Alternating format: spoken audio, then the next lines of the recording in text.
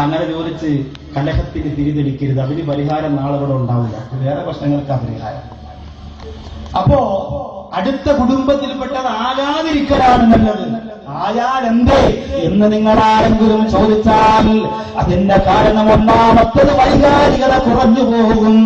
വൈകാരികത കുറയും. എന്നും കാണുന്ന പെണ്ണല്ലേ, അതുകൊണ്ട് വലിയ പുതുമയുണ്ടാവുകയില്ല. രണ്ടാമത്തത് ബന്ധങ്ങൾ അധികരിക്കുക എന്ന അള്ളാഹുവിന്റെ ലക്ഷ്യം നടക്കുകയില്ല. ബന്ധങ്ങൾ അധികരിക്കാൻ അള്ളാഹുവിന്റെ ഒരു ലക്ഷ്യമാണ്. അപ്പൊ അടുത്ത കുടുംബത്തിൽപ്പെട്ട അമ്മാശന്റെ മോളെ തന്നെ കെട്ടുമ്പോ ബന്ധങ്ങൾ അധികരിക്കുന്നില്ലല്ലോ. പഴയ അമ്മാശൻ തന്നെ ഒന്ന് പുതുക്കി എന്നുള്ളതേ ഉള്ളൂ. ഒന്ന് കുളിച്ചൊരുങ്ങി പുതിയ ഡ്രസ്സൊക്കെ ഇട്ട് കബിലത്ത് മിക്ക നിക്കാഹ അല്ലെങ്കിൽ സപ്പോസിറ്റൊക്കെ പറയാൻ വേണ്ടി ഒന്ന് വല്ലൊക്കെ തേച്ച് വന്നിരുന്നു. അമ്മോശം പഴയ ആള് തന്നെ. പുതിയ ബന്ധങ്ങളൊന്നും ഉണ്ടായിട്ടില്ല. അതുകൊണ്ട് പുതിയ ബന്ധമുണ്ടാകുന്നില്ല. അതുണ്ടാവണം. അത് അള്ളാഹുവിന്റെ ലക്ഷ്യമാണ്. മൂന്നാമത്തതോ, എന്തെങ്കിലും ഒരു കാരണം കൊണ്ട് നീ നിന്റെ ഭാര്യയോട് പിണങ്ങിപ്പോയാൽ നിന്റെ കുടുംബമായി നീ പിണങ്ങേണ്ടി വരും. വാപ്പാന്റെ പെങ്ങളുടെ മോളെയാണ് നീ കല്യാണം കഴിച്ചത്. ആ ഭാര്യയുമായിട്ട് നീ പിണങ്ങിയാൽ ആരുമായിട്ട് പിണങ്ങേണ്ടി വരും? വാപ്പാന്റെ പെങ്ങളുമായിട്ട് പിണങ്ങേണ്ടി വരും. ആകെയുള്ള ഒരു കുടുംബത്തിന്റെ തണലായിരുന്ന നട്ടല്ലായിരുന്ന സർവ്വ കുടുംബക്കാരോടും പിന്നെ പിണങ്ങേണ്ടി വരും. അപ്പൊ എന്തായി? കുടുംബ ബന്ധം വരെ മുറിക്കേണ്ടി വരും. അതുകൊണ്ട് ഏറ്റവും നല്ലത് ഇച്ചിരി ദൂരെയാണെങ്കിലും വണ്ടി ഓട്ടം ഉണ്ടെങ്കിൽ 250 പെട്രോളിന് ചെലവാകുമെങ്കിലും ദൂരെന്ന് കെട്ടല. കാരണം എന്താ? എല്ലാം കൂടി ഒരുമിച്ച് തലയൊഴിച്ച് കത്തിക്കുന്നതിനേക്കാളും നല്ലത് വണ്ടിയിൽ ഒഴിച്ച് പോയി കാണുന്നതാണ്. അതല്ലേ ഖൈർ. ആലോചിക്കണം. എന്നിട്ട് മക്കളെ, വിവാഹത്തിന് ഒരുക്കി വെച്ചിരിക്കുന്ന മക്കളെ അതിനുവേണ്ടി തയ്യാറെടുക്കുമ്പോ എന്റെ പ്രിയപ്പെട്ട സഹോദരങ്ങളൊന്ന് മനസ്സ് വെക്കുക. അല്ലാഹു അനുഗ്രഹിക്കട്ടെ. അപ്പോ കുടുംബ കലഹമുണ്ടാകുന്നത് വിവാഹത്തിന് മുമ്പുള്ള 5 കാരണങ്ങളിൽ ഒന്നാമത്തതാണ് പറഞ്ഞത്, ലക്ഷ്യബോധം ഇല്ലാതിരിക്കുക. രണ്ടാമത്തെ കാരണം പറയാൻ പോവുകയാണ്. ഒരു കാരണമേ പറഞ്ഞിട്ടുള്ളൂ, ലക്ഷ്യബോധം ഇല്ലാതിരിക്കുക. രണ്ടാമത്തെ കാരണം, നിങ്ങളുടെ കുടുംബത്തിൽ പ്രശ്നങ്ങൾ ഉണ്ടാവുന്നതിന്റെ രണ്ടാമത്തെ കാരണമെന്ത്? സ്വഭാവ ശുദ്ധിയില്ലാതിരിക്കുക. ഭാര്യയിൽ സ്വഭാവ ദൂഷ്യമുണ്ടെങ്കിൽ, ഭർത്താവിൽ സ്വഭാവ ദൂഷ്യമുണ്ടെങ്കിൽ, സുബ്ഹാനല്ലാഹ്, എന്നായാലും ആ കുടുംബത്തിൽ ഒരു കലഹമുറപ്പാണ്, ഒരു കലാപമുറപ്പാണ്, ഒരു പ്രശ്നമുറപ്പാണ്. അതുകൊണ്ടാണ് ദീനുള്ള പെണ്ണിനെ തിരഞ്ഞെടുക്കാൻ പറയുന്നത്. പെണ്ണ് കാണാൻ പോയി, ആ പോയ ആൾക്കാർ തിരിച്ചു വന്നിട്ട് വാപ്പാനോട് പറഞ്ഞു, "ഉപ്പാ, സംഭവമൊക്കെ കൊള്ളാം, പക്ഷേ ദീൻ വളരെ കുറവാണ്. സ്വത്ത് ധാരാളമുണ്ട്, ശരിക്ക് കാശുണ്ട്, ഒന്നുകൊണ്ട് വിഷമിക്കണ്ട, ദീൻ വളരെ കുറവാണ്." അപ്പൊ വാപ്പ എന്ത് പറയും? പണമൊക്കെ ഉണ്ടെങ്കിൽ വാപ്പ എന്ത് പറയും? ദീനല്ലേ, നമ്മുടെ വീട്ടിലേക്കല്ലേ വരുന്നത് പോലെ ദീനൊക്കെ നമുക്ക് ഉണ്ടാക്കാം. അങ്ങനെ ഉണ്ടാക്കുമ്പോൾ ഉണ്ടാവണ സാധനമല്ല. ദീനൊക്കെ നമുക്ക് ഉണ്ടാക്കാം. നീ അവിടെ തന്നെ കെട്ടിക്കോ. അവളാ മൂന്നാറിലുള്ള എസ്റ്റേറ്റ് നീ ഒന്ന് കാണണം മോനെ, മെനിയാന്ന് ഞാൻ കണ്ടടാ, കൈ വിടല്ല മോനെ, പുളിങ്കൊമ്പ പിടിച്ചു, മോനെ കൊണ്ട് കെട്ടിച്ചു. എന്നാൽ ഈ മക്കൾ പോയി നോക്കിയിട്ട് മടങ്ങി വന്ന് ഉപ്പാനോട് പറയുന്നു, ഉപ്പാ, ദീൻ മാത്രമേ ഉള്ളൂ, പണമില്ല. എന്നാൽ ഈ വാപ്പ പറയണ്ടേ, പണമൊക്കെ നമുക്കുണ്ടാക്കാം, ഇങ്ങോട്ടല്ലേ വരുന്നത് എന്ന് പറയില്ല. പണം മാത്രം ഉണ്ടാവില്ല, അത് മാത്രം പണമില്ല, ബാക്കിയൊക്കെ നമുക്കുണ്ടാക്കാന്ന് പറയും. പണം ഉപ്പാക്ക് നിർബന്ധമായി കിട്ടിയേ പറ്റൂ. ഈ സ്വഭാവം അപകടമാണ്. ദീനുള്ള പെണ്ണിനെ തിരഞ്ഞെടുക്കണമെന്ന് അല്ലാഹുവിന്റെ റസൂൽ പറഞ്ഞതിന്റെ കാരണമല്ല. സ്വഭാവ ദൂഷ്യമുണ്ടെങ്കിൽ അപകടമാണ്. ഞാൻ ഓർത്തുപോകുന്നു ഇന്നലെ റാസൽ ഖൈമയിൽ രാത്രിയോ ഇന്നലെ പ്രഭാതത്തിലോ അപകടം നടന്നു. സുബ്ഹാനല്ലാഹ്, ഇന്നത്തെ പത്രത്തിൽ വല്ലാത്ത ദുരന്തത്തിന്റെ കഥകളാണ്. വാഹനത്തിനരികിൽ കിടന്ന് ചതഞ്ഞറിഞ്ഞതും പകുതി കത്തിയതും കരിഞ്ഞതുമാണ്. അല്ലാഹുവേ, അങ്ങനൊരവസ്ഥയിൽ ഞങ്ങളെ മരിപ്പിക്കല്ല റബ്ബേ, അങ്ങനൊരവസ്ഥയിൽ ഞങ്ങളെ മരിപ്പിക്കല്ല അല്ലാഹ്. 3 സഹോദരങ്ങൾ റാസൽ ഖൈമയിൽ വാഹനാപകടത്തിൽ മരിച്ചതിൽ 3 പേരെയും എനിക്ക് വ്യക്തമായിട്ട് അറിവുള്ളവരാണ്. 3 പേരെയും. ഒന്ന് അബൂദാബിയിലെ റാസൽ ഖൈമയിൽ പരിപാടിക്ക് പോയപ്പോൾ ഒരു കുഞ്ഞിനെയും കയ്യിൽ വെച്ചുകൊണ്ട് ഞാൻ എന്റെ സുഹൃത്തായ സിയാദ് എന്ന് പറയുന്ന സുഹൃത്തിന്റെ റൂമിലേക്ക് കടന്നു വന്ന ഒരു പാവപ്പെട്ടവർ. ഈ സദസ്സിലുമുണ്ട് ഒരു ഫൈസൽ എന്ന കൂട്ടുകാരൻ. അവരൊക്കെ അന്ന് അവിടെ ഉണ്ടായിരുന്നവരാണ്.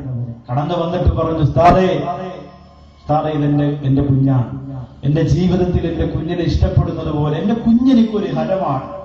എന്റെ കുഞ്ഞിനെ ഇഷ്ടപ്പെടുന്നത് പോലെ ആരെയും ഞാൻ ഇഷ്ടപ്പെടുന്നു. ഇഷ്ടപ്പെടുന്നില്ല. എന്റെ മുത്താണ്, എന്റെ പൊന്നാണ്, ഉസ്താദിന്റെ കുഞ്ഞിനു വേണ്ടി ദുആ ചെയ്യണമെന്നൊക്കെ പറഞ്ഞ് ശരിക്ക് കരഞ്ഞുകൊണ്ട് ദുആ ചെയ്യാൻ പറഞ്ഞു. എന്നിട്ട് ആ സഹോദരൻ പറയുന്നു, ഞാൻ എന്റെ പ്രിയപ്പെട്ടവളെ കല്യാണം കഴിക്കുമ്പോ ജീവിതത്തിൽ ഒരുപാട് പ്രശ്നങ്ങളൊക്കെ ഉണ്ടായിരുന്നു. പാവപ്പെട്ടവരാണ് ഉസ്താദെ, കടക്കാടൊന്നും ഉണ്ടാക്കിയിട്ടില്ല. പക്ഷേ എന്റെ ഭാര്യയുടെ സമാധാനം എനിക്കൊരു ദുർഗുണങ്ങളില്ല. ഞാൻ കണ്ടുപിടിച്ച് റോഡിൽ കിടന്ന് അടിയുണ്ടാക്കി നടക്കുന്നവനല്ല, കിട്ടുന്നത് എന്റെ കുടുംബത്തിന് വേണ്ടി ചെലവഴിക്കുന്നവനാണ്. എന്റെ ഭാര്യയുടെ സമാധാനം അങ്ങനെ, എന്റെ സമാധാനമോ എനിക്ക് കിട്ടിയ ഭാര്യ ഒരു തങ്കക്കട്ടിയാണ്. 10 വയസ്സിന്റെ വ്യത്യാസമാണ്. അയാളും അയാളുടെ ഭാര്യയുമായി 10 വയസ്സിന്റെ വ്യത്യാസമാണ്. എനിക്ക് കിട്ടിയ ഭാര്യ അല്ലാത്ത സൗഭാഗ്യവതിയാണ്. എനിക്ക് യാതൊരുവിധ വിഷമവും ജീവിതത്തിൽ ഇന്നു വരെ ഉണ്ടായിട്ടില്ല. ജീവിതം കണ്ടിട്ട് ഒരിക്കലും അവൾ എന്നെ പ്രയാസപ്പെടുത്തുകയും ഇല്ല എന്ന് പറഞ്ഞവനാണ്. ഇപ്പോ വീട് വെച്ചു, താമസമായി, പ്രമാണം ഭാര്യയുടെ കയ്യിൽ കൊടുത്തിട്ട് പ്രിയപ്പെട്ടവളോട് പറഞ്ഞുവത്രേ, ഇപ്പോ ആ റാസൽ കൈമയിലേക്ക് പോകുന്നതിന് മുമ്പ് പറഞ്ഞുവത്രേ, ഇനി നിന്നെ ആരും അടിച്ചറക്കില്ല, ഇനി നിന്നെ ആരും മറച്ചു പറയില്ല, ഇനി നിന്നെ ആരും ചോദ്യം ചെയ്യില്ല. ഈ വീടും വസ്തുവൊക്കെ നിന്റെ ഭർത്താവിന്റെ ഫോട്ടോ പതിച്ച പ്രമാണത്തിലുള്ളതാണ്, ഇതൊക്കെ നിനക്കുള്ളതാണ്, ഇനി നിന്നെ ആരുമൊന്നും പറയില്ല എന്ന് പറഞ്ഞ് ഭാര്യയ്ക്കും കുഞ്ഞിനും കെട്ടിപ്പിടിച്ച് മുത്തം കൊടുത്തുകൊണ്ട് പോയ പ്രിയപ്പെട്ട സഹോദരനാണ്, പ്രിയപ്പെട്ട സുഹൃത്താണ്. പക്ഷേ റാസൽ കൈമയുടെ വാഹനാപകടത്തിൽ വാഹനം കത്തിയിട്ട് ആ വാഹനത്തിന്റെ അകത്തിരുന്ന് 3 പേര് മരണപ്പെടുമ്പോൾ ഒരാളീ പ്രിയപ്പെട്ട സൽസ്വഭാവിയാണ്, കുടുംബനാഥനാണ്, ഭർത്താവായിരുന്നെങ്കിൽ ബാക്കിയുള്ള 2 പേരോ ഏതോ പാവപ്പെട്ട കുടുംബത്തിലെയാണ്. കൊല്ലം ജില്ലയുടെ കരുനാഗപ്പള്ളി ഉസ്താദ് വാക്കവി ഏറ്റവും കൂടുതൽ പ്രഭാഷണം നടത്തിയ സ്ഥലമാണ് കൊല്ലം ജില്ലയുടെ കരുനാഗപ്പള്ളി. ആ കരുനാഗപ്പള്ളിയിൽ എന്റെ പ്രഭാഷണത്തിനൊക്കെ കൂടെ ഉണ്ടാകാറുള്ള ചെറുപ്പക്കാരാണ് 2 പേര്. സുബ്ഹാനല്ലാഹ്.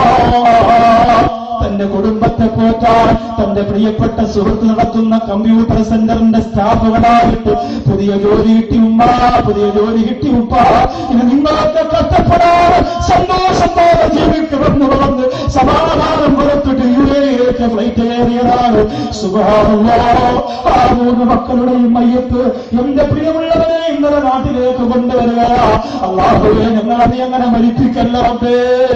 ഗൾഫിലേക്ക് പോകാൻ ആഗ്രഹിക്കുന്നവരുണ്ട്, പോയിട്ട് ലീവിന് വന്ന് നിൽക്കുന്നവരുണ്ടോ, മനസ്സില്ലാ മനസ്സോടെ പ്രിയപ്പെട്ട മക്കൾക്ക് മുത്തം കൊടുത്തുകൊണ്ട് അവരുടെ കവളത്തിൽ നിന്ന് ചുണ്ടിനെ വലിച്ച് പറിച്ചുകൊണ്ട് അകലങ്ങളിലേക്ക് പോകുമ്പോ കാറിന്റെ അകത്തിൽ നിന്ന് അവസാനം ഒരു പ്രാവശ്യം കൂടി നോക്കിയിട്ട് കൈകൊണ്ട് ചാറ്റാ പറഞ്ഞിട്ട് സലാ പറഞ്ഞിട്ട് പോകുന്ന പ്രവാസികൾ അപകടം കൊടുക്കല്ല. അവരുടെ ജീവിതം വിദേശ രാജ്യത്തുള്ളവരെ നഷ്ടപ്പെടുത്തല്ല റബ്ബേ. അവരുടെ സ്വപ്നങ്ങൾ ഈ മണ്ണിലാണ്, അവരുടെ ആഗ്രഹങ്ങൾ ഈ മണ്ണിലാണ്. ഈ 500 തന്നെ എത്രയോ ഗൾഫുകാരുണ്ട്. ഈ പ്രോഗ്രാമിന്റെ സംഘാടകർ ഞാൻ അറിയുന്നവരെ കൂടുതലും ഗൾഫുകാരാണ്, അവിടെ കഷ്ടപ്പെടുന്നവരാണ്. അല്ലാഹുവേ, ആ പാവപ്പെട്ട മക്കളെ നീ സഹായിക്കണേ അല്ലാ. അപകടത്തിൽ പെടുത്തല്ല അല്ലാ, ദുരന്തത്തിൽ പെടുത്തല്ല അല്ലാ.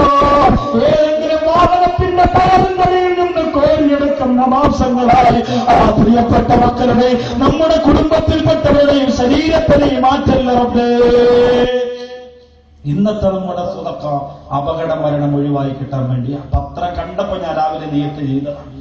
അല്ലാഹു സുബ്ഹാനഹു വ തആല അപകടത്തിൽ നമ്മളെ രക്ഷപ്പെടുത്തട്ടെ.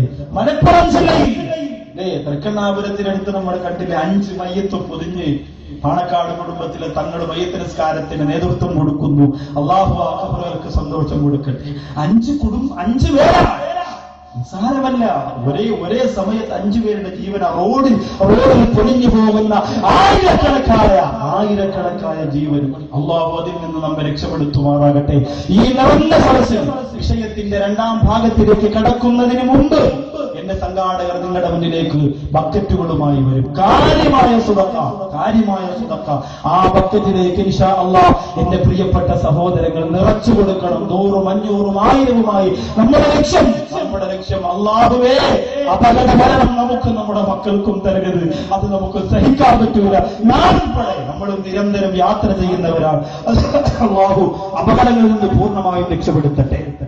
3 സലാത്ത് ചൊല്ലി അതിനുവേണ്ടി ചെറിയൊരു ദുആ. ആ സമയത്ത് വളരെ വേഗം സംഘാടകർ ഇൻഷാ അല്ലാഹ് ബക്കറ്റുമായി നിങ്ങളുടെ മുന്നിലേക്ക്